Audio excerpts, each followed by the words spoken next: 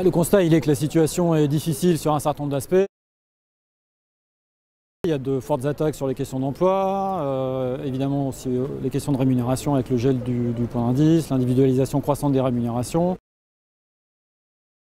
Les conditions de travail qui sont de plus en plus difficiles, les attaques aussi sur les questions de temps de travail. Mais moi, l'autre constat que je veux retenir, c'est quand même que les personnels, pour autant, ne baissent pas la tête, qu'ils continuent de croire en ce qu'ils font, qu'ils se battent, y compris dans le cadre de luttes souvent unitaires, souvent victorieuses au plan local. Et donc les personnels territoriaux, ils sont déterminés à continuer de se battre pour leurs conditions d'emploi et pour le service public. Et nous, c'est avant tout ça qu'on retient de la situation actuelle.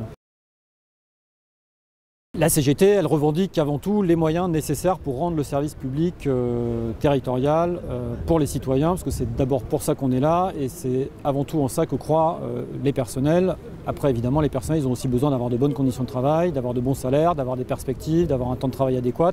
Mais d'abord et avant tout, tout ça est nécessaire pour avoir un service public rendu de manière équitable, égalitaire et de qualité sur l'ensemble du territoire.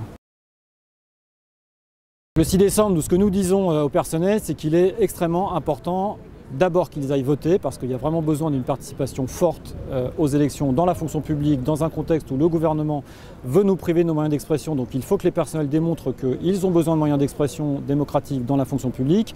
Et deux, ce que nous disons au personnel, c'est que ce que fait le gouvernement est gravissime, qu'on a besoin d'autres choix, et que le choix le plus clair pour marquer notre refus de cette politique du gouvernement et notre aspiration à des choix de progrès social, c'est le vote CGT, c'est de manière extrêmement nette et claire le message le plus clair à adresser au gouvernement le 6 décembre.